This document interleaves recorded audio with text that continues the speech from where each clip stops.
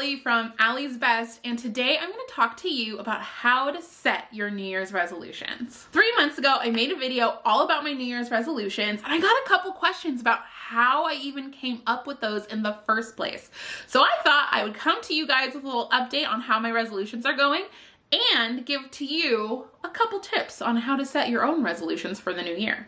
My first tip is to think big picture. So I want you to think about the whole year, like where you want to be 365 days from now, and then think about different areas of your life that you want to focus on. Not specific, like I want to lose 10 pounds, like wider. So if you have some weight loss goals or some fitness goals, you might have an overall health category.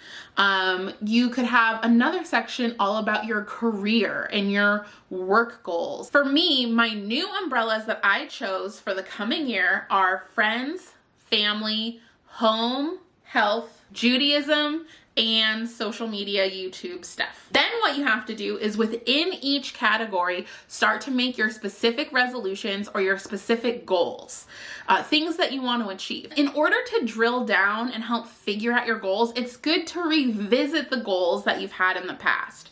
So for me, I just made goals 3 months ago, so we're going to revisit them, see how they're doing, and then that will help me drill down and figure out what I need to do this time around. If you haven't made goals before, that's okay. You can just think about the way you want next year to be in comparison to the way it is now and figure out what steps you can take to change that. But for me, I have to look back at my old goals. You guys wanted an update about how they were going, so here's when we're going to do that. Oh, I wanted focused family time, still working on that. A peaceful home. I have a whole section for home goals now because we really struggled keeping a peaceful home and I didn't make a lot of changes. So now I have one whole umbrella for homemaking because I really struggled with it and didn't give it enough attention in the last 3 months. So now it has its own category because it needs its own time to be focused on. We wanted to go places. Wah, wah, 2020, what a bust. For community and friends, I wanted to hang out with friends a few times a month and reach out to family. Thanks, 2020. Still not a thing. And this is just 3 months ago. Man, I was hopeful 3 months ago. I really had hope. Spiritual Judaism, read weekly Torah portion. I have been doing that again. I just started up again, but I did not start right at Simchat Torah, which is what I thought I was going to do.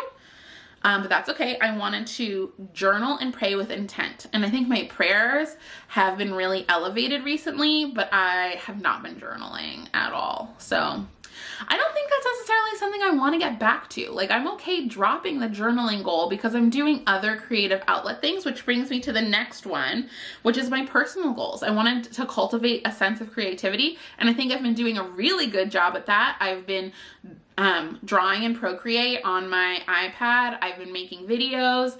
I've been just doing a few more things that feel creative recently. So I think that's going really well. I wanted to hit 1,000 subscribers on YouTube. 5781 is still going strong, still pushing to get to that number, so that's great. That was everything for my Rosh Hashanah goals. So because I looked back on the goals I set before, I'm able to kind of customize and twist those goals to help me make my new goals. Like, I can drop journaling because now it doesn't feel that important to me. It's not something that I want to focus all my energy on, like homemaking, which I feel like I want to focus a ton more energy on because it's really fallen to the wayside. Let's take one of my categories and I can show you how you narrow it down from big picture down to your specific goals. So let's take my umbrella of family. 2020 really made it difficult to see family members. And besides Pat and Bowie May, I haven't really seen my family that often, and I want that to change in 2021. I know technically I don't have power over that necessarily, but I just want to put it out there as like a positive affirmation to the universe. So my first goal is to see all my close family members at least once during 2021. My next goal is I really want to have family over to the house who haven't been here yet.